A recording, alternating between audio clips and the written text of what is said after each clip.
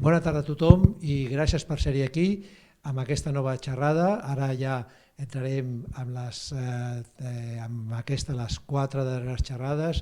Avui, dia 30, el dia 7, donat que a Barcelona el dia 6 és festa, doncs farem la xerrada el dia 7, que és aquella que vam aplaçar el dia 16 de maig, que va ser dedicada a nanotecnologia i canvi global. El dia 13 veurem un aspecte que ahir mateix vam poder veure el dissabte amb el tema del partit de futbol aquest del Real Madrid a París, senzillament què significa determinats fenòmens com l'esport o com el turisme, l'impacte que té el tema del canvi global. Però, en fi. I darrerament el dia 22, que serà un dimecres, que el dia dilluns 20 no podrà ser, però el dimecres 22, el doctor Antoni Turiel, investigador de Ciències del Mar, ens parlarà del problema específic que avui tenim, que és el tema energia. El dia 22. Per tant, el dia 7 és nanotecnologia, que això és veritablement ja ho tenim aquí, però encara serà molt més. El dia 13 serà el tema de com un fenomen social, que és el tema de l'esport, impacta amb el canvi global, i el dia 22 tancarem. I ja els anuncio que el mes d'octubre, novembre i desembre d'aquest any estarà dedicat al tema de biomedicina, amb aspectes, per exemple, el soroll. Per exemple, una de les xerrades serà uns especialistes sobre el soroll, què significa viure en un món de sorolls, per exemple. I com això, altres xerrades, llavors, octubre, novembre i desembre, serà dedicada al tema de salut, alimentació i determinats tipus de malalties. Avui tenim a la doctora Blanca Sansegundo. Yo tengo un gran placer de que hoy esté aquí porque ella es una de las grandes investigadoras de nuestro país, en el ámbito de lo que es la genómica de plantas. Ella se ha especializado en lo que es el estudio molecular de todo lo que es la respuesta de las plantas delante de lo que son las agresiones, ya sea agresiones por el tema de las temperaturas, por el tema de hongos, de virus, etcétera, y de lo que son las enfermedades de las plantas.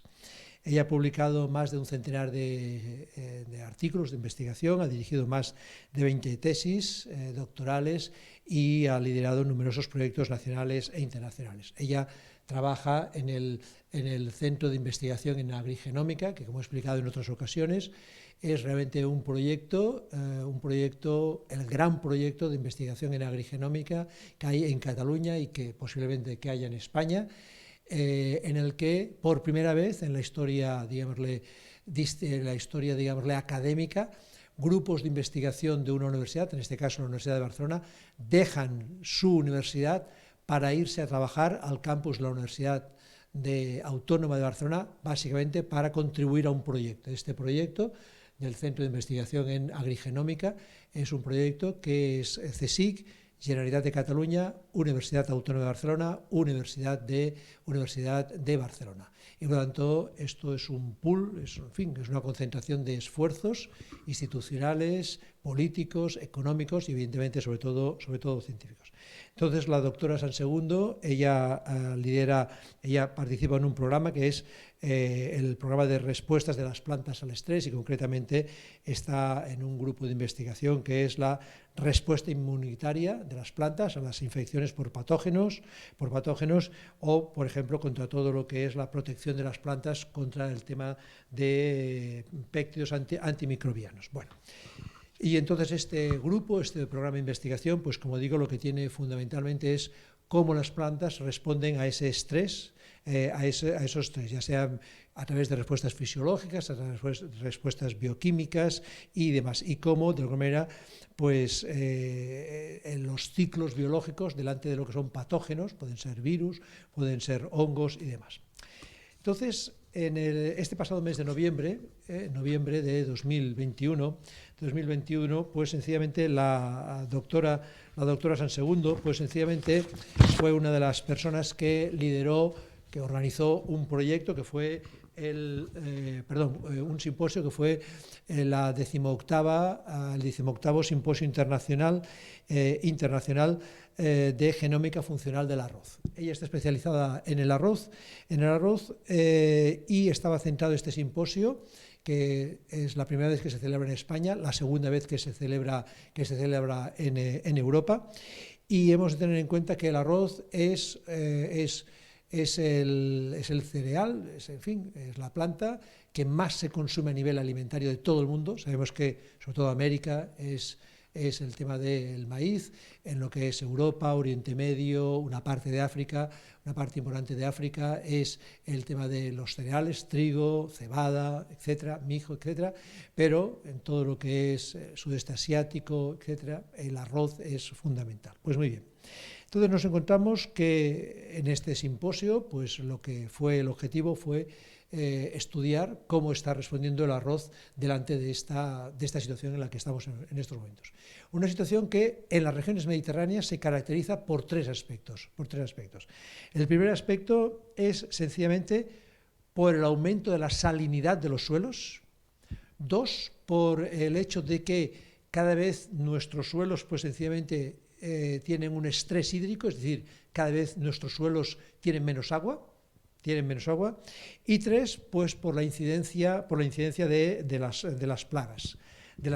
Entonces, en este sentido, pues nosotros nos encontramos que ya desde hace tiempo, para no bajar la producción de arroz, por ejemplo, como de otras plantas, pues evidentemente se ha tenido que recurrir a fertilizantes, a pesticidas y demás. Y esos fertilizantes, pues sencillamente tienen un componente muy importante, que es el fósforo. Ya en 2008 la FAO recomendó un uso más adecuado de lo que eran los fertilizantes fosforados. ¿Por qué? Pues fundamentalmente por lo que de alguna manera la doctora Sansegundo pues ha estado estudiando. En el momento en que plantas como el arroz, cereales como el arroz, sencillamente están en suelos con una gran cantidad de fósforo, debido a estos fertilizantes y demás, resulta que la respuesta delante de posibles plagas, sencillamente es mucho menor. Y esto está haciendo que, en concreto, las infecciones por, a ver si me sale el nombre, tú lo sabes, la periculariosis, que es la infección por un hongo y que de alguna manera comúnmente es lo que hace que el arroz se queme, el arroz pues no, en fin, se queme, pues sencillamente eso está aumentando de una manera muy importante. ¿Por qué? Porque el arroz, pues sencillamente se ha demostrado, las investigaciones de la doctora Sansegundo se han puesto de manifiesto, pues que un exceso de fosfatos en los suelos está provocando que la respuesta sea mucho menor delante de estos hongos. ¿Qué nos encontramos? Pues nos encontramos en que regiones como Cataluña, Valencia, Extremadura, Andalucía, esto cada vez se está extendiendo mucho más, porque a todo esto hay que añadirle el proceso que posiblemente en el mundo urbano no seamos conscientes, pero sí que a medida que se va bajando en lo que es hacia el sur de la península ibérica, nos estamos encontrando con el aumento de la desertificación. Es decir, nos encontramos pues, con situaciones que esos miles de piscinas, esos no diré miles, pero esa gran abundancia de campos de golf en una región donde, en fin, que no es Escocia, que no es Gales, etcétera, donde, en fin, los campos del golf se riegan casi, digámosle, solos, pues esto está significando lo que está significando, ese estrés hídrico. Pues muy bien, de todo esto es de alguna manera de lo que planteamos la doctora Sansegundo que hoy pues nos comentase, es decir, este impacto de ese cambio global como ejemplo. Si la semana pasada estábamos viendo una visión global de lo que era la genómica y demás, pues hoy vamos a ver un ejemplo concreto de ese impacto, de este cambio global en el cual nosotros estamos, en una planta en concreto, y de ahí nosotros vamos a poder sacar conclusiones creo que realmente pues muy acertadas respecto a lo que es ya no tan solo el arroz, sino otros muchos cultivos. Y por lo tanto yo le agradezco a la doctora Sansegundo, primero, evidentemente, todos sus años de investigación y sus años de dedicación a intentar pues, mejorar la calidad, porque uno de los aspectos que sí que yo quiero destacar es que sencillamente que toda esta investigación no tan solo se hace en un laboratorio, sino que esta investigación que la doctora Sansegundo y todo su equipo desarrollan, pues sencillamente mucha de ella llega a empresas agrotecnológicas para sencillamente aumentar el conocimiento de cómo mejorar las plantas. ¿Por qué? Porque cada vez más no hemos de olvidar que aparte del problema de certificación nos encontramos, como ayer decían determinados diarios, determinadas informaciones, por ejemplo el diario El País, en unas partes del mundo el envejecimiento está creciendo, léase en nuestro mundo, Europa en concreto, pero en otras partes del mundo el crecimiento de la población es espectacular. África, de una manera extraordinaria, la pirámide en Argelia, pongamos por caso, es invertida, nosotros cada vez más, nuestra pirámide poblacional por arriba cada vez es más grande y cada vez por abajo es más pequeña. Se ha ido desde los años 90 hasta el año 2010 aproximadamente con la inmigración, sobre todo de países de América del Sur, más o menos se equilibró, pero eso cada vez está creciendo de manera muy importante. En cambio, en países por Argelia, pues la pirámide realmente es espectacular. Es espectacular. Cada vez arriba hay menos personas y la base de personas hasta 30 años cada vez es muchísimo más grande. Muchísimo más grande. Entonces, bueno, pues los recursos alimenticios pues son los que son si no hay determinados cambios y demás. Bien, pues doctora Sansegundo, gracias por estar hoy con nosotros dentro de su apretada agenda y a buen seguro que vamos a aprender y a disfrutar mucho con su investigación, con su exposición. Gracias.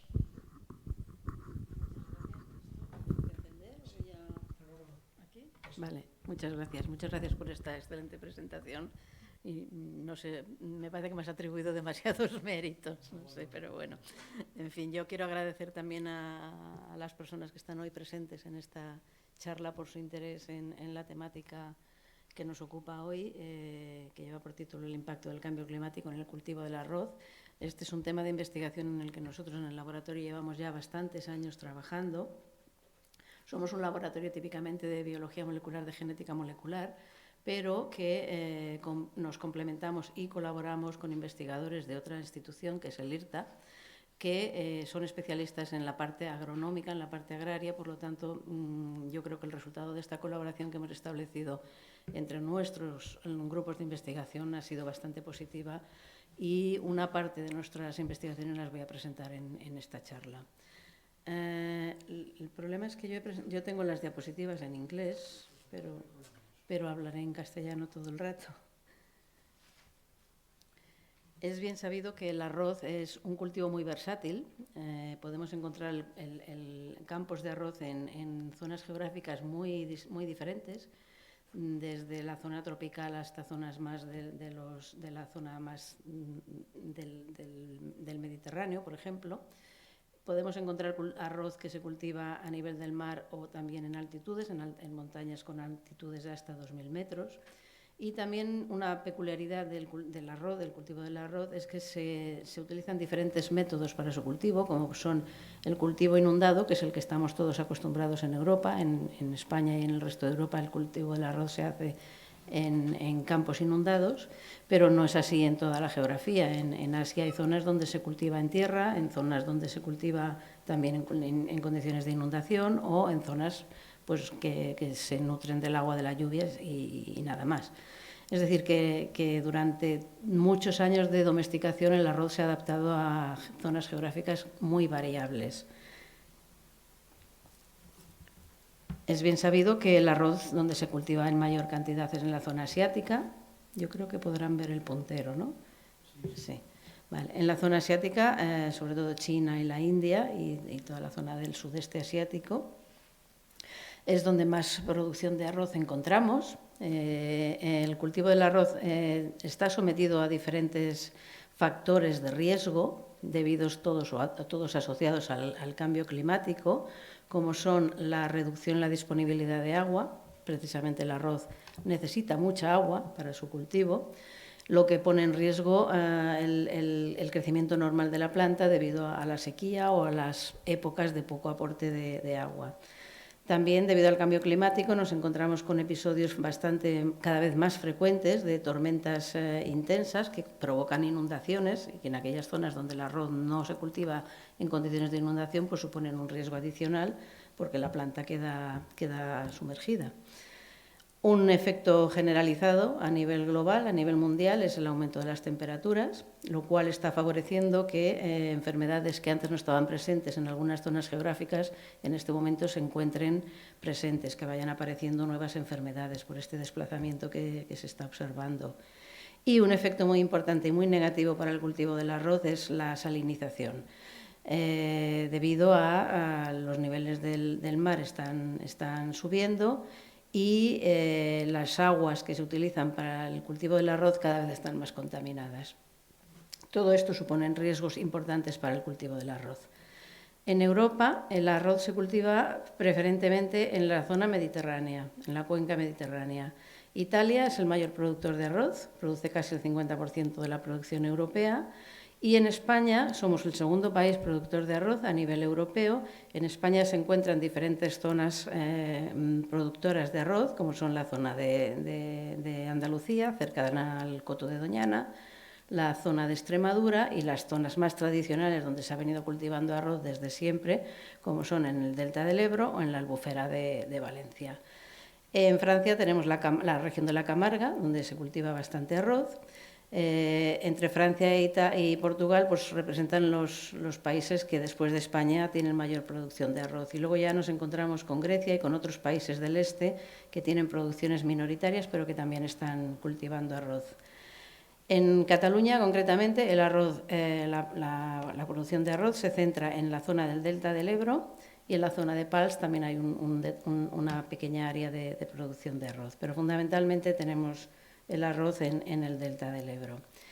Y hablando de las consecuencias del cambio climático, pues es un error pensar que esto puede tener una consecuencia dañina en países lejanos, donde a lo mejor están más acostumbrados a tener episodios muy adversos en cuanto a los cambios climáticos o las condiciones ambientales extremas, pero no hace falta ir tan lejos, es decir, con recordar lo que nos encontramos en enero del 2020, aquí en Cataluña, en España, tuvimos la tormenta Gloria, supongo que la recordarán, y como consecuencia de dicha tormenta, si nosotros vemos en esta imagen el aspecto normal que tiene la zona del Delta del Ebro vista desde el satélite, con los cultivos del arroz localizados en lo que es el Delta del Ebro, a raíz de la tormenta Gloria, el Delta del Ebro quedó completamente anegado con agua de mar, con lo cual los campos de arroz sufrieron una salinización importante.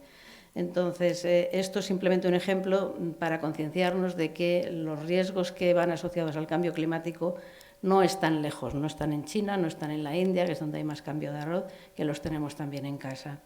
Esto es una razón por la cual pues, hay que hacer un esfuerzo, yo creo, por parte de todos, no solo los investigadores, también los políticos, los productores de arroz, todo el mundo tiene que aunar sus esfuerzos para buscar estrategias que permitan garantizar la producción de arroz en el futuro más inmediato.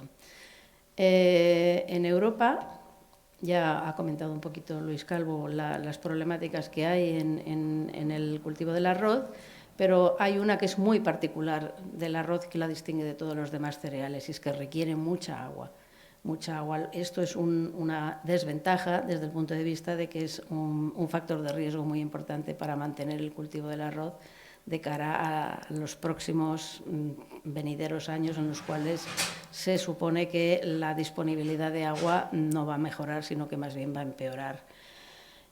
Una parte que es muy común a cualquier otro cultivo, no solo específico del arroz, es que actualmente se está utilizando una gran cantidad de agentes químicos para mejorar la producción del arroz. Por una parte se utilizan agroquímicos con una función estimuladora del crecimiento, es decir, fertilizantes, que son agentes químicos al fin y al cabo. Y también se utilizan una gran cantidad de agroquímicos pues, para contrarrestar las enfermedades producidas por diferentes tipos de patógenos, como pueden ser los hongos, las bacterias, los virus no pueden ser contrarrestados con agentes químicos, pero bueno, también son patógenos importantes, los nemátodos, las plantas, ¿cómo se dice en español? Weeds, las plantas parásitas, ahora, vale. Entonces, todos estos agentes pues, causan pérdidas en las producciones. En resumen, se están utilizando fertilizantes, se están utilizando agentes químicos para mantener la producción del arroz. Todo esto somos todos conscientes del impacto negativo que puede tener no solo para la salud humana o animal, sino también para las consecuencias que tienen en la contaminación de las aguas y de los suelos. Hay una enfermedad para el arroz muy importante, producida por el hongo Magna Porteorizae, que es el agente causante de la piriculariosis o el quemado del arroz.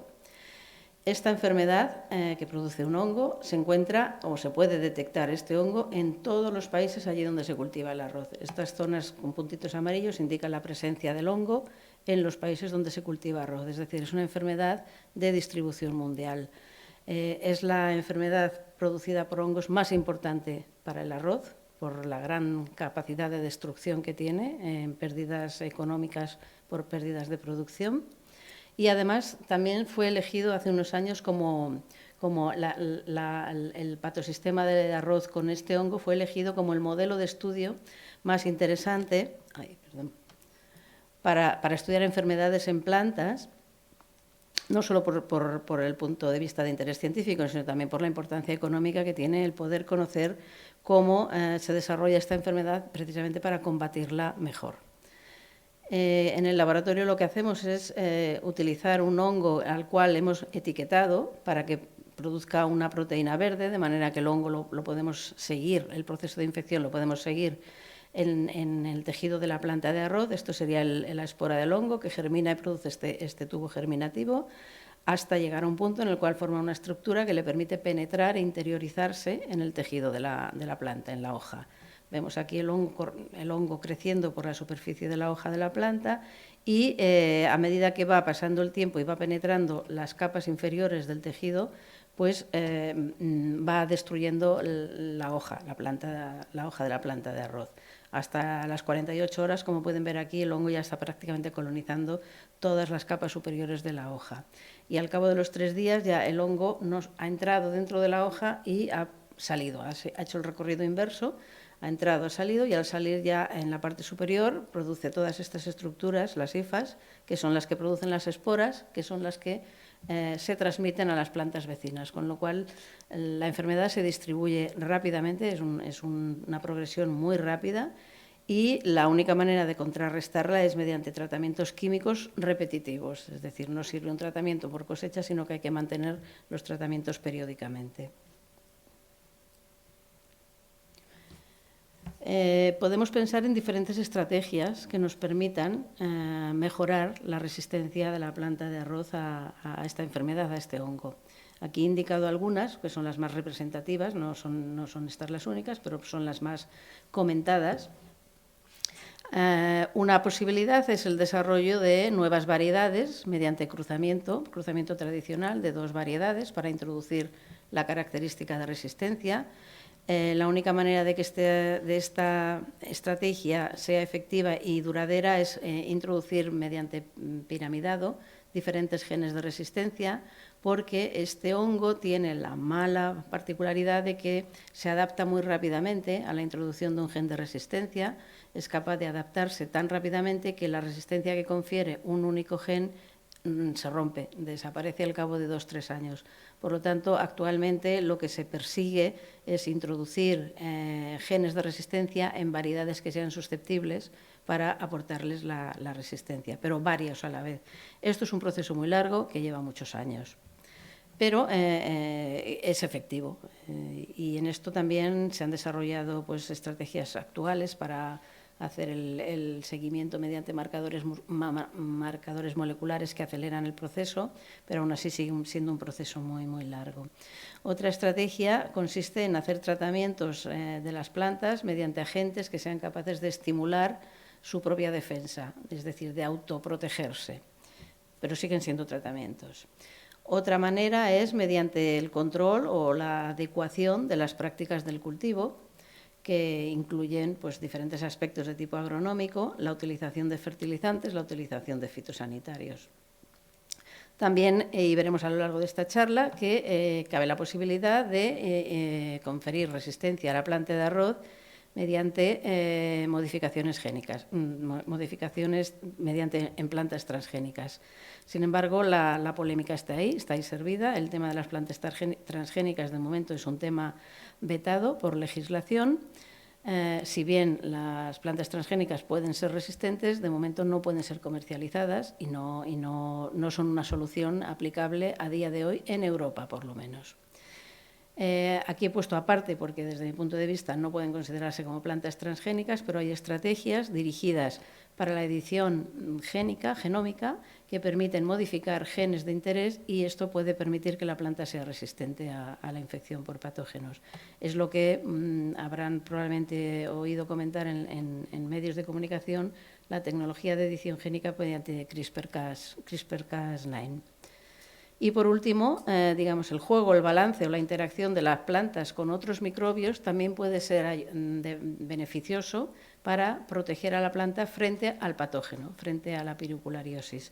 Esto implica interacciones de la planta con organismos beneficiosos y al final de la charla presentaré un ejemplo de interacción de la planta de arroz con hongos micorrízicos del suelo y el efecto que esta interacción puede tener en la resistencia frente al patógeno de hoja, frente a la piriculariosis. El estudio de la piriculariosis o de la interacción de arroz con Magnaporte oryzae, que yo lo llamo así siempre, Magnaporte oryzae, es importante no solo per se, por el hecho que implica que es un problema real y que no nos sacamos de encima, sino hay otro factor que se ha introducido en los últimos años en este tipo de estudios, en el sentido de que más recientemente ha aparecido la piriculariosis, digamos, en trigo.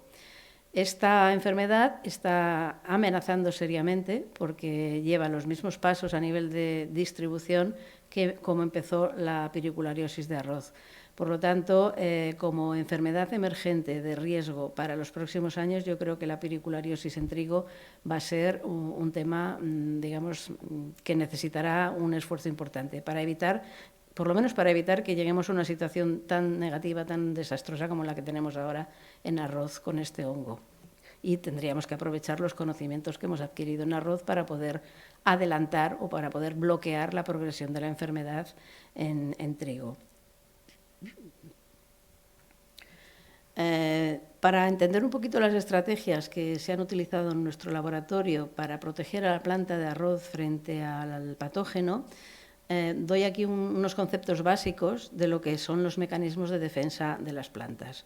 Las plantas tienen dos mecanismos fundamentales, es más complicado que esto, pero lo voy a tratar de simplificar, según los cuales una respuesta de defensa basal que presentan todas las plantas es que son capaces de reconocer a moléculas concretas del patógeno, en este caso he dibujado aquí un hongo, reconocen moléculas concretas en los patógenos, sean hongos o sean bacterias, y este reconocimiento desencadena todas unas rutas de señalización que llevan a la planta a producir lo que se conoce como genes de defensa. Estos genes de defensa tienen muchos de ellos actividad antimicrobiana. Por lo tanto, producen compuestos que son capaces de matar o contrarrestar el crecimiento del patógeno. Este mecanismo funciona tanto para hongos como para bacterias. También dentro de estas rutas de transducción se lleva a la regulación de los niveles hormonales. Muchas de estas hormonas también son reguladoras de respuestas de defensa. Y también en otras interacciones más concretas llevan a lo que se llama respuesta hipersensible, que lo que hace aquí la planta es autosuicidarse, provocar la muerte en un grupito de células donde está el hongo focalizado. Al morir las células, dejan de suministrar el alimento para el hongo, por lo tanto, el autosuicidio, digamos, les protege para que el hongo tampoco pueda desarrollarse en el tejido de la planta. Esto es un mecanismo basal que presentan todas las plantas, pero que puede ser no suficientemente efectivo como para que realmente sea capaz la planta de protegerse. Durante la evolución de las plantas y el hongo han surgido nuevos mecanismos, de manera que determinados patógenos son capaces de introducir en la célula de la planta unas moléculas que se llaman efectores, y estos efectores lo que hacen es bloquear toda la respuesta de defensa de la planta, con lo cual el hongo se hace virulento. Y también a lo largo del proceso de adaptación de la evolución, contra esta medida las plantas han desarrollado unas nuevas medidas, que es la producción de otro tipo de moléculas o efectores de la planta, que reconocen a los efectores microbianos y anulan su función, con lo cual la planta se vuelve resistente. Es decir, esto ha sido todo un proceso de adaptación mutua entre las plantas y los patógenos. A la que la planta desarrolla un mecanismo, al poco tiempo el patógeno desarrolla los mecanismos adecuados para contrarrestar la primera respuesta de la planta, y así uno contra otro sucesivamente a lo largo de la evolución. Más recientemente se ha visto que en la respuesta de defensa de las plantas no solo participan proteínas o, digamos, agentes de tipo proteico o de tipo hormonal, sino que también hay mecanismos basados en la función de RNAs. Y estos son los que nosotros estamos estudiando en el laboratorio. Los procesos en los cuales participan los RNAs concretos como mecanismos de defensa de las plantas de las plantas de arroz frente a la infección por Magna Porteorizae, por piricularia. ¿Qué son los pequeños RNAs en plantas? Ahora estoy yendo un poquito más a la parte más básica, un poco para entender el por qué luego hemos hecho determinado tipo de estudios. Los pequeños RNAs, como su nombre indica, son moléculas de RNA de corto tamaño, entre 21 y 24 nucleótidos, que regulan negativamente la expresión de los genes de la planta. Hay dos grandes tipos o dos clases de pequeños RNAs, que se conocen como pequeños RNAs interferentes, y otro grupo que es el que nosotros estamos estudiando, que es el grupo de los microRNAs. ¿Vale?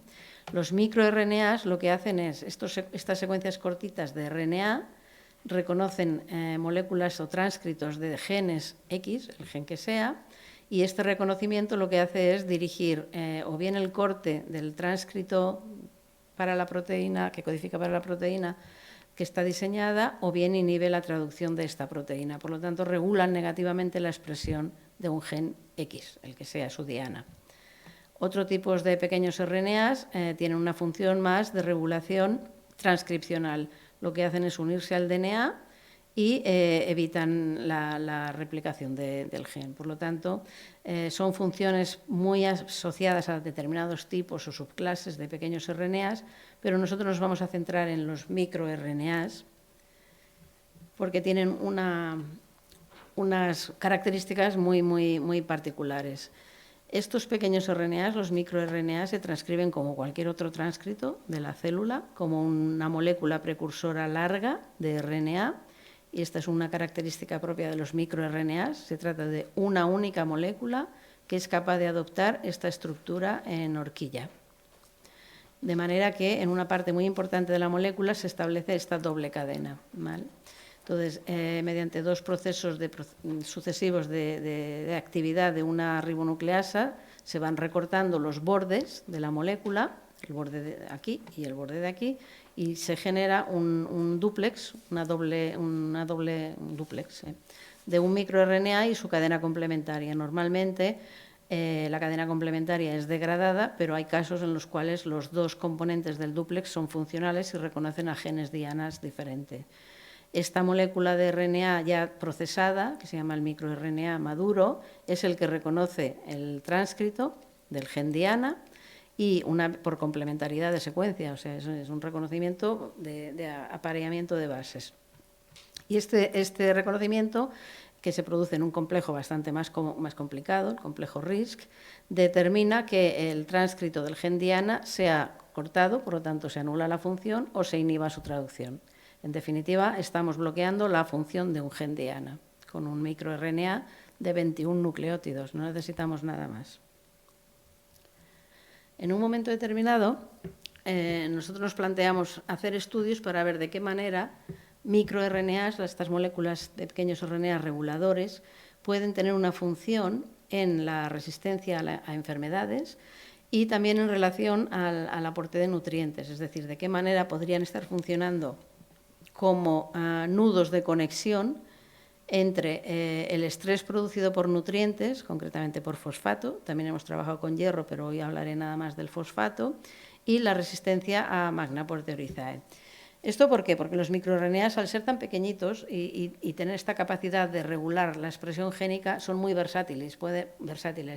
Su nivel de acumulación en la célula puede hacer que el gen diana pues, pueda aumentar, pueda disminuir, y esto a lo largo del tiempo. Es una respuesta muy dinámica la que permite este tipo de moléculas reguladoras.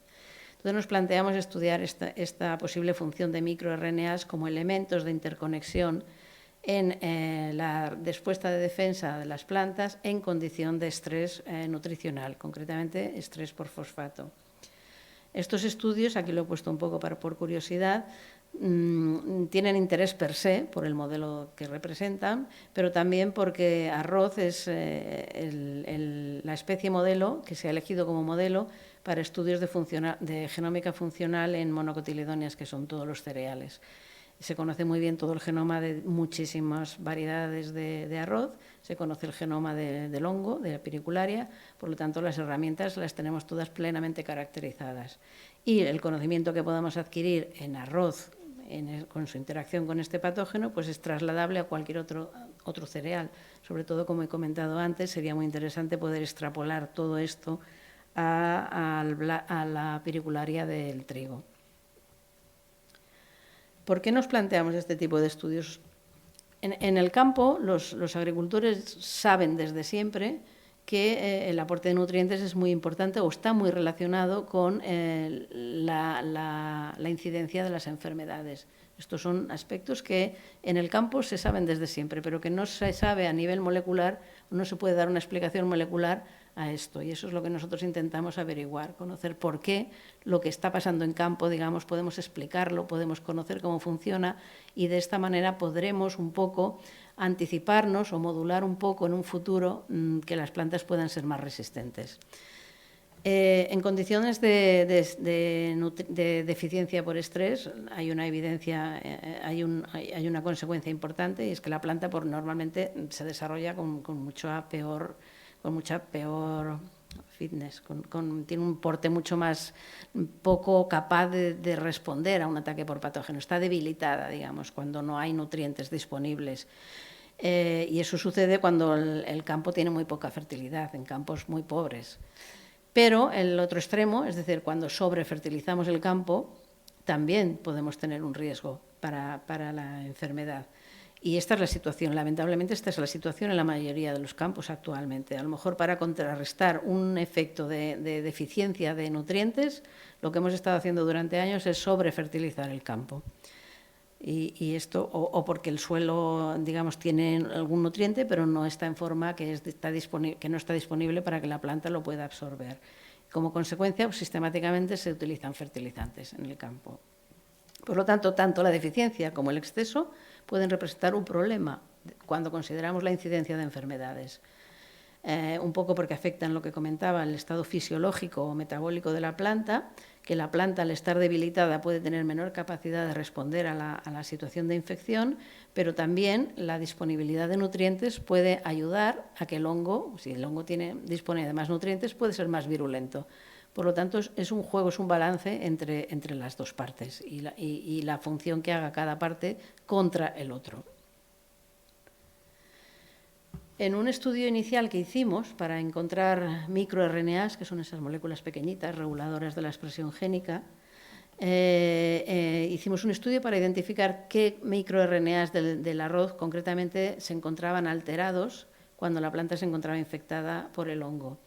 Y la primera cosa interesante que vimos fue que un número muy importante de microRNAs que históricamente en la literatura se habían relacionado con el control de la homeostasis de nutrientes también eran regulados por la infección. Es decir, había una asociación entre microRNA reguladores de homeostasis de fosfato, de sulfato, de cobre y de hierro, cuya expresión o cuya presencia también estaba regulada por la infección. Por lo tanto, esto ya nos hacía pensar que de alguna manera estos microRNAs podrían tener una doble función.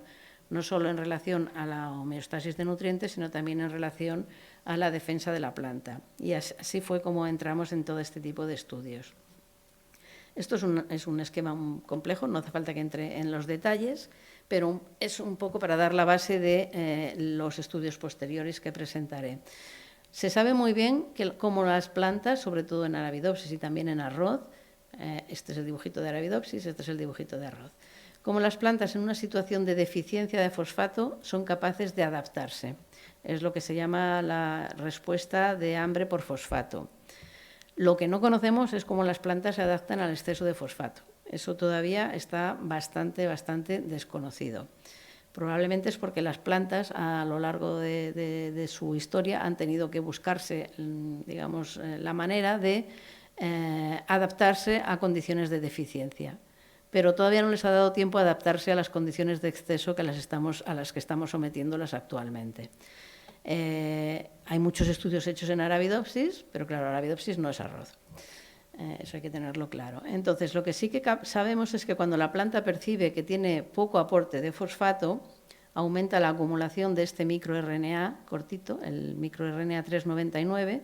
Este, a su vez, regula negativamente la expresión de su gen diana, que a su vez es un regulador negativo porque se encarga de degradar transportadores de fosfato.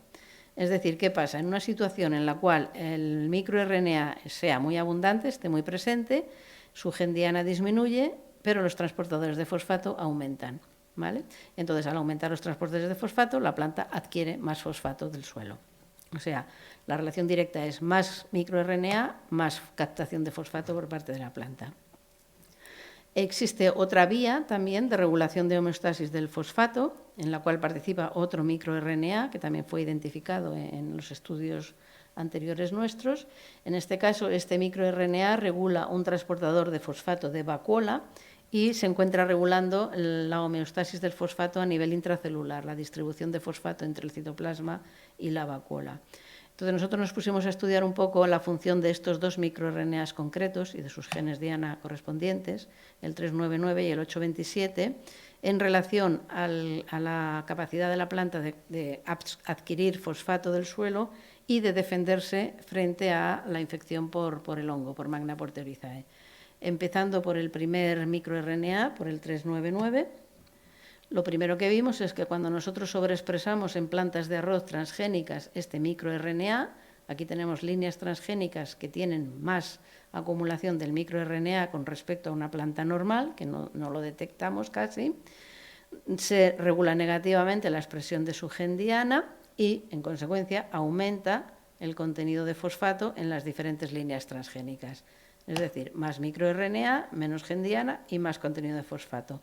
Y lo más interesante, bueno, interesante en este caso no fue interesante porque lo que encontramos fue un efecto negativo. Es decir, lo que vimos es que cuando se acumula el microRNA en la planta de arroz, la planta es más susceptible. La planta es más susceptible, como podemos ver en estas dos hojas inferiores, con síntomas claros de infección por Magna Porteurizae, mientras que en la planta no transgénica, en las mismas condiciones, no había síntomas de infección. Por lo tanto, en este caso tenía un efecto penalizador, la acumulación de este microRNA, porque aumentaba la susceptibilidad a la infección por el hongo.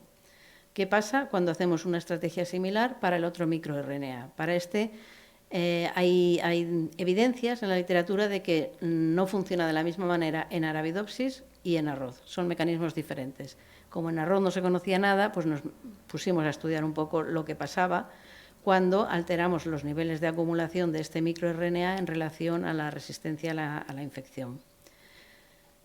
Lo que vimos fue que al sobreexpresar este microRNA aumentamos el contenido de fosfato, que es exactamente lo mismo que nos encontrábamos con el otro microRNA, tanto en hojas como en raíz. Por lo tanto, íbamos un poco por una vía paralela. Al sobreexpresarlo, pues volvimos a encontrarnos el mismo resultado, es decir, sobreexpresando el microRNA 827, estas serían las plantas, estas de aquí, las tres de aquí. Las plantas que sobreexpresan este microRNA, que no tienen ninguna afectación fenotípica con respecto a la no transgénica, como podemos ver aquí, se aumenta el nivel del microRNA y se reduce la acumulación o la expresión de su gen diana. Y volvemos a encontrarnos el mismo fenotipo que antes, es decir, Cuando sobreexpresamos el micro 827, hay más susceptibilidad en la planta de arroz. Por lo tanto, parece que es un fenómeno que podemos generalizar. Es decir, que a la que aumentamos el contenido de fosfato, sea por sobreexpresión del microRNA 827 o por sobreexpresión del microRNA 399, que las dos estrategias llevan a un mayor contenido de fosfato, la planta de arroz es más susceptible. Pero entonces gracias a Dios, llegó las metodologías de la edición génica mediante CRISPR-Cas9. Por suerte para nosotros en arroz son muy eficientes y el desarrollo de esta tecnología ha sido crucial para poder hacer una validación funcional en muchos genes de arroz, que antes no era posible. Por ejemplo, en los genes de los microRNAs no podríamos tener evidencia hasta que apareció el CRISPR-Cas9 de bloqueo de la función, porque no disponíamos de ningún tipo de mutante, no hay mutantes de tDNA prácticamente para estas secuencias tan cortitas, ¿no? Entonces, en este caso lo que hicimos fue anular la función del microRNA 827. Como podemos ver, tenemos la respuesta opuesta a la que nos encontrábamos antes. Esta sería la planta no modificada genéticamente y estas serían las líneas editadas mediante CRISPR-Cas. Como podéis ver, hay una disminución en la acumulación de fosfato, tanto en hojas como en arroz. Y aquí vino el resultado más interesante. Las plantas editadas para el microRNA 827 son más resistentes a la infección por patógenos. Es el fenotipo opuesto al que encontrábamos cuando aumentábamos el nivel del microRNA. Por lo tanto, no entro en detalles, pero esta sería la caracterización de las líneas editadas. No acumulan el microRNA porque hemos tocado el gen, por lo tanto no se produce el microRNA. Su gen diana se expresa o se acumula en su transcrito en mayor cantidad que las plantas no editadas. Cuando bloqueamos la presencia o anulamos la presencia del microRNA, bajamos el contenido de fosfato y aumentamos la resistencia en la planta de arroz. Entonces, hasta aquí lo que ya teníamos demostrado es que ambos microRNAs, el 399 y el 827, son en realidad elementos clave de regulación cruzada entre el estrés por nutrientes y la resistencia a enfermedades, que funcionan en las rutas de transmisión de señales en respuesta a ambas condiciones ambientales, un estrés de tipo abiótico, un estrés de tipo biótico. Y lo que nos encontrábamos, y esto era reproducible y lógico, bueno, lógico en el sentido de que encaja muy bien, es que al aumentar el fosfato, por sobreexpresión de cualquiera de estos dos micros, aumenta la susceptibilidad. Al bajar el fosfato, por edición génica, aumenta la resistencia. El siguiente paso, y era ya un poco una cuestión lógica, era ver qué pasa cuando sobrefertilizamos las plantas de arroz, porque hasta aquí lo que habíamos hecho era engañar a la planta, hacer que acumulara un microRNA que está respondiendo normalmente a una situación de deficiencia.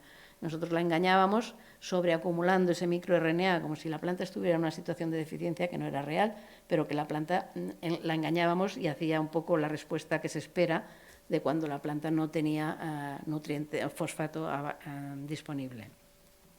Entonces, el experimento lógico que había que hacer era ver qué pasa cuando sobrefertilizamos las plantas de arroz con fertilizantes fosfatados.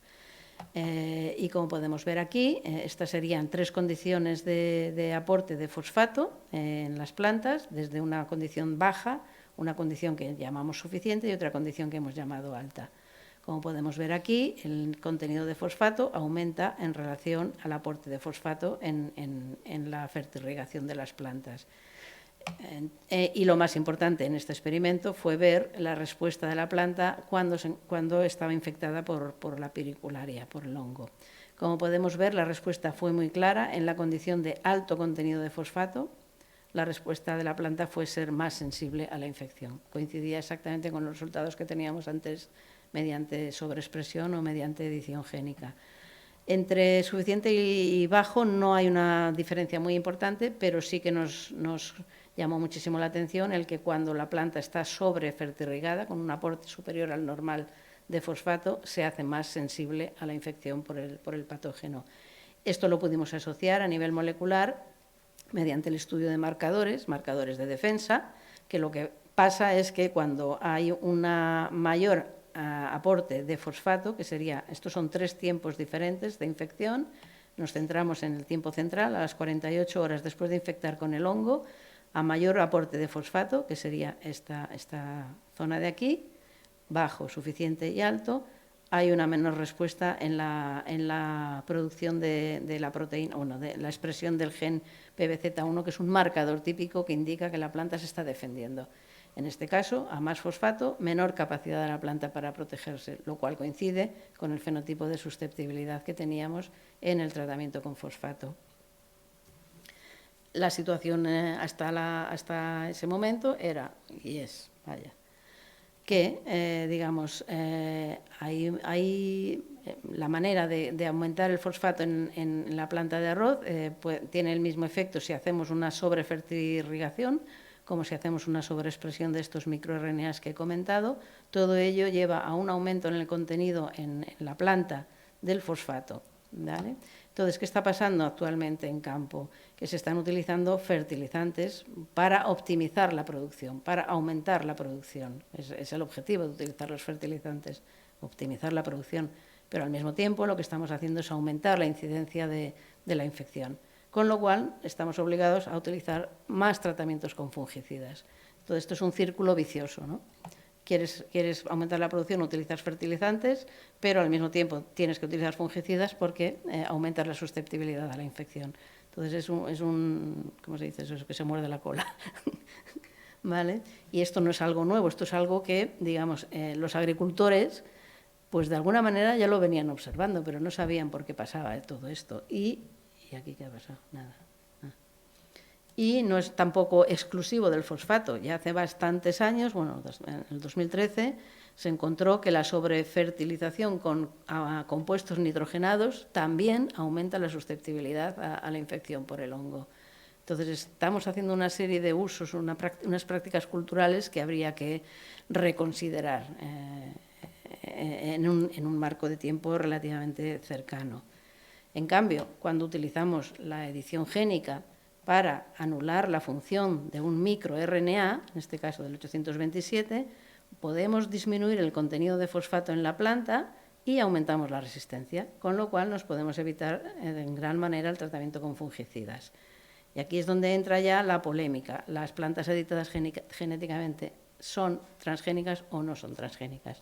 La ventaja la tenemos aquí. En este momento, el poder hacer uso de esta herramienta es una cuestión puramente política y socioeconómica, social, digamos, porque hay una polémica todavía bastante considerable sobre el tema de las plantas editadas génicamente. Lo que hace evidente es que, digamos, si queremos mantener los niveles de producción que tenemos actualmente, hay que buscar soluciones y por motivos obvios, ¿no? Porque estamos llegando a un nivel de contaminación del medio ambiente impresionante. Como estrategia, por ahora he cerrado ya el capítulo de los microRNAs, y voy a hacer 5 minutos de presentación de otra estrategia que nos ha sido interesante, que hemos utilizado en el laboratorio para poder proteger a la planta de arroz frente al hongo, y es la utilización de hongos micorrízicos arbusculares en arroz. La característica más importante de la micorriza es que cuando inoculas, no hace falta inocular, estos hongos se encuentran presentes en todos los suelos, están distribuidos a nivel mundial en todos los ecosistemas. Cuando el hongo micorrícico reconoce o introduce, se infecta la raíz de una planta, lo que se produce es una relación simbiótica y, como la palabra indica, hay una simbiosis entre el hongo y la planta, de manera que el hongo ayuda a la planta a recoger los elementos minerales del suelo, porque el hongo se extiende sus hifas por el suelo, extiende el radio de acción, por lo tanto ayuda a que la planta pueda captar más nutrientes y agua del suelo, y en contraprestación la planta le aporta al hongo fotoasimilados, sobre todo azúcares, con lo cual el hongo va creciendo. Es una relación simbiótica. Esto tiene un efecto importante y es que el mayor aporte de nutrientes minerales hace que la planta crezca mejor y sea más saludable, y también hay muchos ejemplos de que la interacción con hongos micorrízicos del suelo pueden proteger a las plantas frente a estreses de tipo biótico, como son sequía o abiótico. En este caso, de tipo abiótico como es la sequía o de tipo biótico como es la infección por patógenos. En estas imágenes inferiores vemos una raíz de una planta de arroz que se encuentra colonizada en las células de la raíz con estas estructuras, que es donde se produce el intercambio de nutrientes entre el hongo y la planta. Hicimos unos estudios, estos estudios se han llevado a cabo en colaboración, como comentaba antes, con el IRTA, en la Estación Experimental del Delta del Ebro, en los campos experimentales de la estación experimental.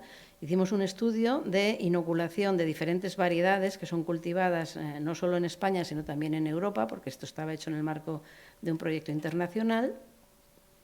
Como podemos ver en las barras negras, tendríamos lo que sería el contenido de fosfato de las plantas de cada variedad en una condición de cultivo normal, digamos. Y en las barras de colores claros sería el contenido de fosfato cuando se encuentran inoculadas por un hongo. En rosa sería Rhizophagos irregularis, Funeliformes moseae, y en verde sería el Rhizophagos irregulares. Es decir, en estas barras tenemos que el contenido de fosfato aumenta en todas las variedades de arroz cuando las inoculamos en la raíz con el hongo micorrícico, con respecto a las plantas no inoculadas. Por lo tanto, aquí tenemos una situación comparable a la que hemos visto antes, es decir, un aumento de fosfato. Pero, al ser una interacción entre dos organismos vivos, aquí se produce un equilibrio, un control mutuo. Es decir, la planta tiene que ser capaz de establecer los márgenes para que el hongo colonice su raíz, porque si el hongo se pasa, digamos, o coloniza en exceso, le demandará muchos fotoasimilados, una cantidad importante de fotoasimilados, con lo cual la planta saldrá perjudicada. O sea que, y al revés, la planta, digamos, regula la presencia del hongo, pero el hongo también responde frente a la planta. Es decir, que si antes la condición de fosfato la teníamos controlada bien por el aporte del fertilizante o bien por los niveles que se introducían en la planta, alterando la expresión génica de esos microRNAs, aquí la situación es diferente. Aquí hay un equilibrio, hay un balance y, como podemos ver, las diferentes plantas tienen una respuesta diferente. Acumulan diferentes niveles de fosfato en función del hongo de que se trate y en función de la variedad de que se trate, ¿vale? Entonces, esta es digamos, la parte bonita de la interacción simbiótica, que se reconocen y se controlan mutuamente. Esta diapositiva, que es tan complicada, no pretendo dar detalles, pero el resultado del estudio que hicimos fue que la inoculación de la raíz de plantas de arroz con un hongo micorrícico confiere protección frente al hongo, a la periculariosis, a Magnaporteorizae. Pero que esta respuesta es muy dependiente de la variedad. Hay variedades que responden bien, hay variedades que no responden tan bien. Aquí, por ejemplo, tenemos un ejemplo, J. sendra, que es una variedad que ahora está muy de moda, está siendo cultivada ahora bastante. En la condición de no inoculación de raíz, la enfermedad se desarrolla y en las inoculaciones con un hongo o con el otro hongo no hay enfermedad. Esto mismo lo podemos ver aquí en Guara, por ejemplo. Las imágenes casi son más informativas que los histogramas o que las barras. Aquí vemos que la inoculación con un hongo o con otro hongo protege respecto a la planta que no ha estado inoculada en la raíz, ¿vale? Pero también hay casos, por ejemplo, de esta variedad que es muy sensible de modo natural a la infección, que lo que pasa cuando se micorriza la planta es que aumenta la susceptibilidad. Aquí hay más infección en las micorrizas que en las no micorrizas. Por lo tanto, esto requiere un estudio más complejo de lo que hemos podido hacer hasta ahora. Hemos iniciado ahora un nuevo proyecto, a ver si llegamos un poquito más adelante, en colaboración con el IRTA y en Valencia y con una empresa de semillas de arroz, con Copsemar. Como nosotros somos un laboratorio de biología molecular, pues lo que hicimos inmediatamente fue ver de qué manera esa protección mediada por la micorriza se podía explicar a nivel molecular. Y aquí teníamos la respuesta. Cuando la planta de arroz está micorrizada, se producen alteraciones en la hoja, estoy hablando de la hoja, en los niveles o en la regulación hormonal y en la biosíntesis de fosfolípidos y, por supuesto, en la homeostasis del fosfato. Eso ya era esperable, ¿no? Pero un poco siempre queremos darle una interpretación molecular al fenotipo que nosotros observamos en campo. Y otro aspecto importante de este estudio fue que hicimos nada más 2 variedades, una variedad que, por desgracia, estas no se cultivan mucho en España, esta se cultiva en Italia y esta se cultiva en Francia. pero no nos dio el presupuesto para más. Pero bueno, entonces lo que hicimos fue ver lo que pasaba a nivel de producción. En los campos experimentales de la Estación Experimental de Amposta hicimos una siembra de plantas micorrizadas y de plantas no micorrizadas y vimos la producción de grano de arroz. Como podemos ver aquí, esta sería la producción de las plantas inoculadas con un hongo micorrícico, con Rhizophagos irregularis, que es muy superior a la producción de las plantas no inoculadas con el hongo, que serían los 3 puntos de aquí. Estos son 3 parcelas independientes de los campos experimentales. En esta otra variedad pasa lo mismo, hay mayor producción en la planta micorrizada que en la planta no micorrizada. Y esta mayor producción se puede explicar porque tienen un mayor número de panículas. O sea que este estudio fue muy interesante. Por lo menos las ventajas de la micorrización las tenemos ahí. Ahora hace falta estudiar con más detalle pues, las variedades que interese más analizar o proteger frente a la infección para ver cómo es su respuesta a la micorriza. La simbiosis micorrícica tiene muchas ventajas, además de esta que he comentado, de posible protección frente a enfermedades, y es que también puede ayudar, pues, por supuesto, si proteges frente a enfermedades, reduces la utilización de pesticidas y de fertilizantes. Pero también nos gustaría, si es posible, ver si la micorriza puede ser un poco una arma o una herramienta de ayuda para que la planta de arroz no necesite tanta agua. Y cuando digo no necesita tanta agua, pues es fundamentalmente reducir los periodos de inundación. Reducir los periodos de inundación en el cultivo del arroz, que algunas cositas ya hemos intentado hacer o hemos hecho en el proyecto que finalizó. Bueno, y con esto yo ya estoy cerrando. Un poco hemos tocado varios puntos en lo que serían las estrategias posibles, que habrá más, seguro, para proteger al arroz frente a la enfermedad de la piriculariosis. Hemos tocado la importancia que tiene la fertilización, la utilidad que tiene la edición génica y la utilidad, o posible utilidad, si se estudia con más detalle, que tiene la interacción de la planta de arroz con hongos micorrícicos en esta interacción simbiótica. Cómo todo el tema que he planteado pues, puede impactar la seguridad alimentaria a corto plazo, pues como has comentado muy bien, el arroz es el alimento base para más de la mitad de la población mundial. En Asia es un alimento fundamental. Entonces, cualquier caída en la producción de arroz va a impactar directamente en estos países, que además tienen pocos recursos.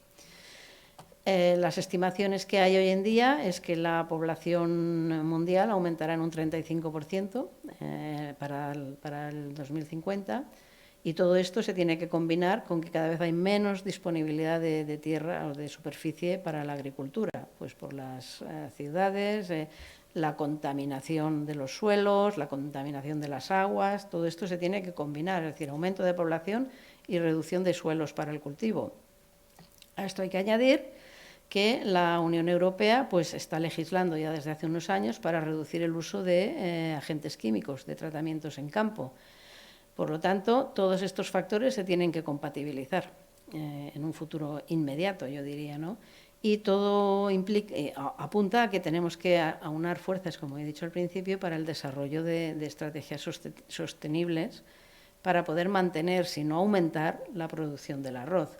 Todo esto en el marco de las limitaciones en las que estamos hoy en día a nivel legislativo y la problemática a nivel de percepción de plantas transgénicas o no transgénicas que hay en la sociedad.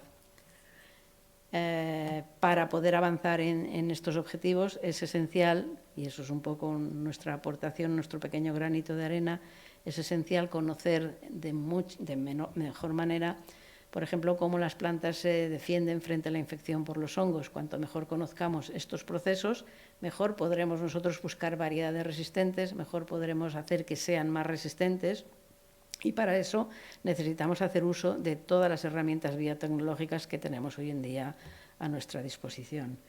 Además, el arroz, como he dicho antes, se cultiva en muchas zonas geográficas diferentes.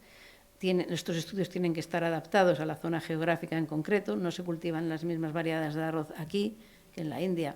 Por lo tanto, hay que hacer un esfuerzo, yo diría, a nivel nacional o europeo para proteger las variedades que durante muchos años se ha demostrado que están bien adaptadas al entorno del cultivo europeo en arroz, pero que están sometidas a todos los factores de riesgo que hemos comentado hace un momento. Y, por último, darle las gracias a las personas de mi laboratorio que han estado implicadas en estos procesos, en todos estos estudios. Algunos ya no están, pero bueno, era la última foto que tenía. Me faltaba la foto de otros, pero bueno, he intentado representar aquí que el trabajo este no es el trabajo no es mi trabajo, es el trabajo de ellos, porque son los que están a pie de cañón cada día. Y sobre todo también muchísimas gracias, debo agradecer la colaboración que tenemos con investigadoras del IRTA, con María del Mar Catalá y Maite Martínez Echart, que llevamos colaborando en diferentes proyectos europeos con ellos pues desde hace bastantes años ya. Y yo creo que es una manera, digamos, bonita de complementarnos. Muchísimas gracias por la atención. Magnífico, doctora Sansegundo, porque realmente se pone de manifiesto, una vez más, lo que significa invertir en ciencia. Es decir, invertir en ciencia significa llegar a ese conocimiento profundo, en este caso, ver lo que ha significado el avance y lo que está significando el avance de lo que es la genómica, llegar a conocer esas moléculas, esas proteínas, esos cristales que están ahí, que son los que en definitiva arman, por decirlo así, son la arquitectura interna de lo que es la vida. Y evidentemente esto permite ha permitido toda una serie de avances y evidentemente tiene que permitir muchos más, sobre todo con esta relación de aspectos que la doctora Sansegundo nos comentaba ahora, que es pues ese aumento de la población, esos estreses hídricos de los suelos, ese aumento de la desertificación, es decir, esa regulación que, como es lógico, tiene que haber una regulación del uso de lo que son fertilizantes, agentes químicos, porque si no es como que se dice el peix que es mosega la cua, es decir, necesitamos aumentar la producción, pero para aumentar la producción, ¿qué necesitamos? Necesitamos pues que sencillamente esto, entonces, y además, evidentemente, pues esta situación que nos comentaba la doctora Sansegundo, esta cuestión del trigo, es decir, si esta enfermedad llega a lo que es las variedades de trigo, pues, en fin, el problema se puede aumentar de una manera muy importante, sobre todo pensando en lo que decíamos la semana pasada, que ahora con esto de la guerra de Ucrania, pues comentábamos, bueno, pues que la Unión Europea, pues sencillamente está intentando por todos los medios, parece que el único medio es el ferrocarril, pero hay muchos kilómetros que están destruidos, pues salidos de esos 25 o 30 millones de toneladas de trigo en Ucrania, que son los millones de toneladas que, sobre todo, África necesita. Porque si no llegan esos millones de toneladas, pues sencillamente puede haber un problema realmente de hambre. Nosotros, pues sencillamente, pues lo comentábamos, nosotros podremos soportarlo con un aumento de precios, con todo lo que eso comporta, evidentemente, pero es que en otros países eso significa sencillamente epidemias de hambre realmente pues muy importantes y muy tristes. Y evidentemente todo esto nos lleva a estas últimas cuestiones de esta investigación, como por ejemplo pues este aspecto de la contradicción, es decir, no queremos sencillamente que encontrarnos con que vamos a fosfatar o vamos a nitrogenar más los suelos, y esto ya sabemos pues lo que pasa en el caso pues de la cabaña porcina con los purines, que evidentemente pues la Cataluña central pues hay un problema muy importante de las aguas freáticas. No queremos aumentar pues esos fosfatos en la tierra, pero por otra parte ponemos regulaciones con el tema de esta cuestión de los transgénicos, como se ha visto en estas imágenes, para los legos, como estas plantas que se le ha añadido, se le ha cortado, en fin, toda esta serie de cuestiones, a través de esa técnica, que bueno, de hecho es una técnica casi quirúrgica, y que, bueno, vamos a cortar, clic, y unimos y sacamos esto y metemos, o sea, parece una cosa muy sencilla, pero claro, es algo que realmente está siendo un avance extraordinario. Pues decimos, bueno, ¿estos son plantas transgénicas o no son plantas transgénicas? Ese es un primer debate, pero un segundo debate es, bueno, pues lo que hablábamos en otras ocasiones, en otras conferencias, con el tema, pues mismamente ahora, de la minería. Es decir, en Europa abrir una mina ahora es casi imposible, pues imposible por todas las regulaciones, y ahora pues nos encontramos con esta misma situación. Entonces este comentario que hace la doctora Sansegundo, esta percepción que en la sociedad hay respecto a los transgénicos, bueno, pues evidentemente pues esto tendría que ser de un debate pues mucho más tranquilo, mucho más sosegado, para poder valorar mucho mejor los contras que evidentemente pues pueden tener y los pros, y entonces ahí valorar pues esa situación. Es lo mismo que podríamos comentar con el tema de la energía nuclear, ahora que se ha puesto, bueno, pues que la propia Unión Europea dice que la energía nuclear también se puede considerar energía verde, es decir, bueno, en fin, esto es algo que nunca habíamos pensado, pero evidentemente las situaciones actuales, la emergencia actual, pues nos encontramos con esta serie de situaciones. Entonces, mi pregunta primera sería, para abrir el coloquio, es realmente este aspecto en fin, en el congreso del mes de marzo, pues uno de los aspectos que se comentaba, doctor Segundo, era, bueno, que por parte de los científicos había como una llamada a lo que era la reflexión respecto a lo que es el uso de los instrumentos, de las metodologías transgénicas, para poder mejorar y poder combatir lo que es el propio cambio, es decir, poder combatir pues esta cuestión que se ha visto aquí, de esa problemática tan grande, que es que, bueno, a más fosfatos, pues bueno, pues menos resistencia de la planta para luchar contra las agresiones, en este caso de estos hongos o, en fin, otros agentes.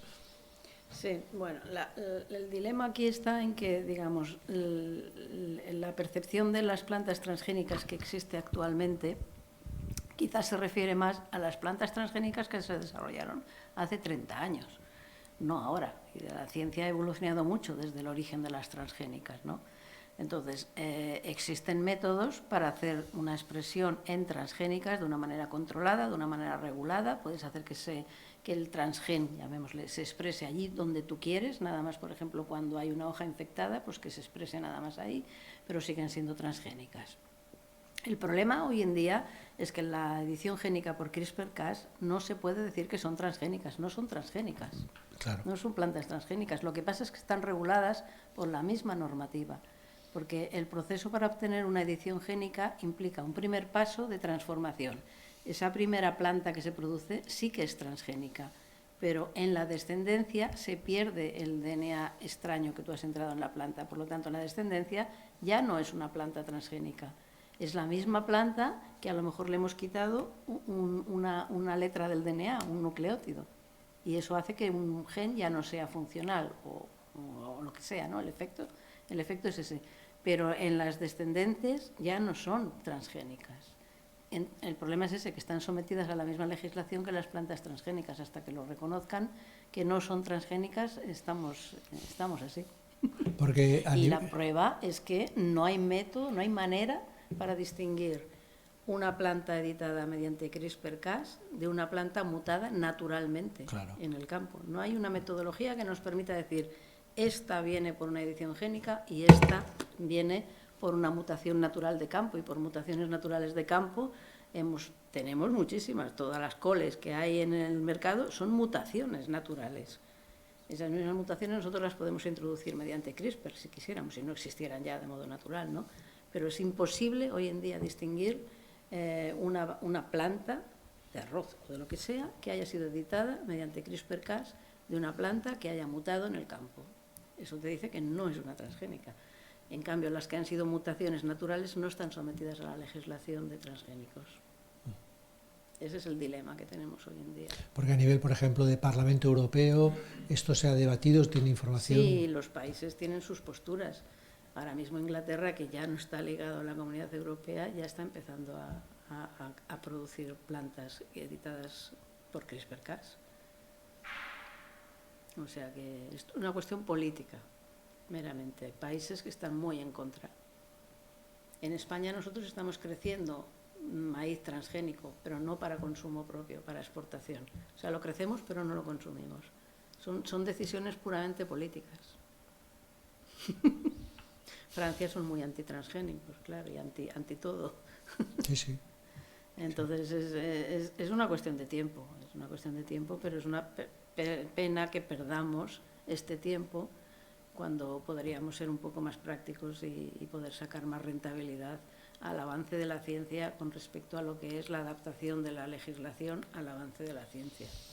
Sí, además, sobre todo por esta situación que comentábamos, que es que hay una serie de, digámosle, en fin, de evidencias, de urgencias, por decirlo así, que cada vez más pues nos están llamando a la puerta, diciendo, oiga, mire, es que la desertificación avanza, llevamos muchos años fosfatando el suelo de la manera con los fertilizantes, que ha sido muy positivo para el aumento de la producción, pero claro, pero todo eso tiene un lado negativo. Pero tiene todo su lado negativo, o el tema de lo que es la salinidad de las aguas. Es decir, cada vez más nos encontramos con esa problemática y además con ese descenso de las lluvias en términos generales. Y en el delta del Ebro además el mar está entrando, se está comiendo el delta. Claro. O sea que sí. Ese va a ser un problema importante también en la zona del delta del Ebro. Claro.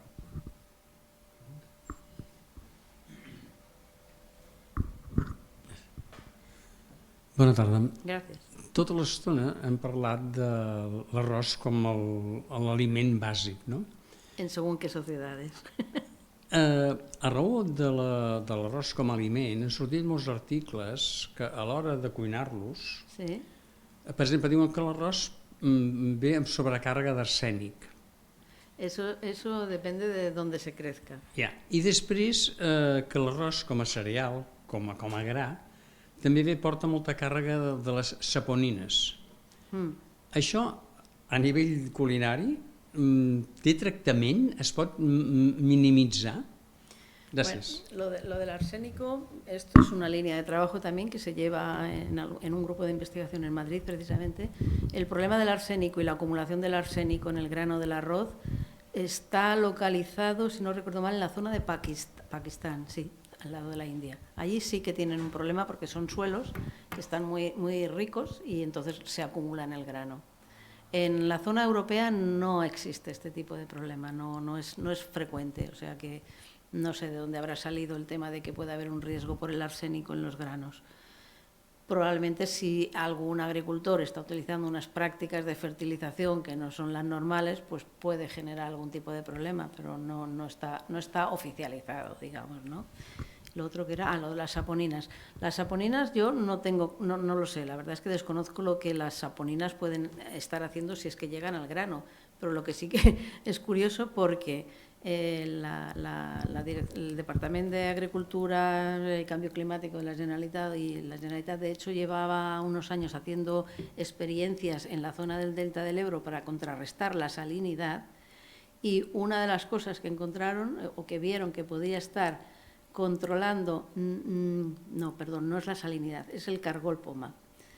El cargol poma, que todavía existe en el delta del Ebro, ¿no? Entonces vieron que tratando los campos con saponinas podría reducirse la infestación por el cargol poma. Eso era tratar el campo. Entonces, de ahí a que la saponina luego llegue al grano, pues no sé. No sé, pero no de dónde llega la saponina hasta el grano. Eso es lo que yo no entiendo. O sea, que no sé si esto es una fake news de cosas que se dicen, ¿no? Porque si la saponina se utiliza para contrarrestar, al final todo es un balance de fuerzas, ¿no? Si queremos usar la saponina para contrarrestar la infestación por el cargol poma, pues estará en el campo. Tenemos que hacer un equilibrio, un balance, a ver qué queremos, si proteger al arroz frente al cargol poma con un riesgo de contaminación de saponinas externas en grano o no. Lo ideal sería encontrar otro método que no fuera el tratamiento con saponinas. Porque cargol poma realmente también supone un problema muy importante en el delta del Ebro en los últimos años. Nosotros hicimos un proyecto europeo que acabó hace 2 años para desarrollar variedades más tolerantes a salinidad, porque también se veía que haciendo una preinundación de los campos con agua de mar disminuía la infestación del cargol poma. ¿Eso qué pasa? Que obliga a desarrollar variedades que sean más tolerantes a salinidad. Y encontramos algunas. Pero siempre al final es un equilibrio, hay que buscar un equilibrio. de los beneficios y los no beneficios que podemos encontrar con una estrategia o con otra. Y no usar siempre lo mismo, es decir, puede ser una cosa válida en un sitio, pero no en otro, o no siempre usar la misma estrategia. El repetir en exceso siempre es malo. Porque, por ejemplo, con esta cuestión vuelvo al tema del arsénico, por ejemplo, nosotros, a Europa, por ejemplo, llega, por ejemplo, arroz de Pakistán, puede llegar, o sea, lo digo por este comercio mundial, que tú, pues, llega un momento que es el mes de enero y tienes cerezas, pongamos por caso, pero cerezas que son de Chile o que son de Sudáfrica, o viceversa, Pues no te puedo dar una respuesta, ya. No lo sé, si llega aquí...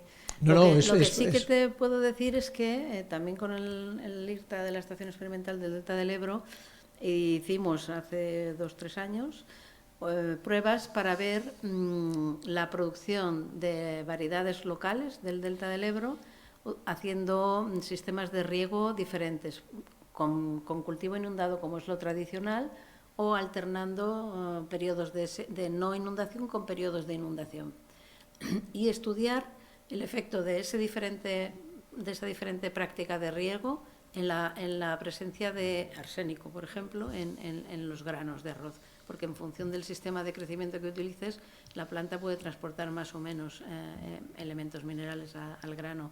Y ahora mismo no te puedo dar los resultados de ese estudio, pero se ve que el sistema de crecimiento puede estar afectando la composición mineral del grano.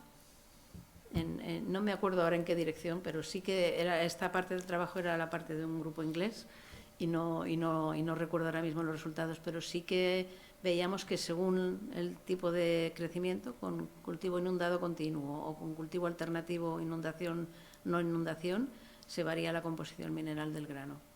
Sí. Eso puede ser bueno o puede ser malo. Sí, bueno. Pero si ahorra agua, claro. Hay que ver si no aumenta la presencia de arsénico. O sea, lo ideal sería que las dos situaciones se dieran combinadas. Pero eso quiere decir que hay que estudiar. Bueno, como dice la doctora Segundo, hay que estudiar y seguir, pues digámosle, invirtiendo en ciencia, y que es lo que siempre decimos en esta casa, y conferències com les d'avui senzillament posen de manifest aquest aspecte. És a dir, que la recerca senzillament és el que ens permet a tots nosaltres progressar en tot un seguit d'àmbits, a nivell del que és la medicina, a nivell del que és, en aquest cas, la millora dels cultius, la millora dels camps, la sostenibilitat, que clar, són paraules queden molt maques, després a l'hora de la realitat, parlar-ne de sostenibilitat, bueno, sí, però tot això com ho fem? És com el tema mateix de l'energia, sí, volem sostenibilitat, no volem, abans tots els que tenim ja una edat recordem, diguem-li, als anys 70, 80, 90, etc., amb el tema de les nuclears, que tots els anys hi havia unes manifestacions, sobretot al mes d'agost, tant el tema de les bases nord-americanes com el tema de les nuclears, etc., i hi havia moltes xapes, molts pins que deien nucleares no, i ara ens trobem en una situació, en fi, són les evolucions i les contradiccions d'això. Bé, ho deixarem aquí. Més que gràcies, doctora Sansegundo, magnífica conferencia, es decir, la verdad, una vez más se pone de manifiesto esto que comentábamos, aquesta necessitat de redoblar els esforços amb el que és la investigació i la recerca, perquè és la que en definitiva ens donarà les eines per poder fer front als reptes que tots tenim. Moltes gràcies a tots vostès, moltes gràcies a les persones que estan a la sala, a les persones que estan en streaming, i el proper dimarts, dia 7, els esperem després de la segona Pasqua per veure una altra dimensió de tot això, que és el món de la nanotecnologia, que és un món veritablement fascinant. Hi ha un físic ja va dir, un físic que premi Nobel, etc., va dir, és que allà baix hi ha molt d'espai, i clar, s'estava parlant de les dimensions atòmiques, i clar, veritablement hi ha molt d'espai allà baix, però clar, estem parlant d'unes dimensions, en fi, veritablement extraordinàries, i ja s'estan fent coses veritablement extraordinàries, i això anirà a molt més. Per tant, gràcies, cuidin-nos, bona segona Pasqua i bon cap de setmana. Molt bé, Blanca, magnífic.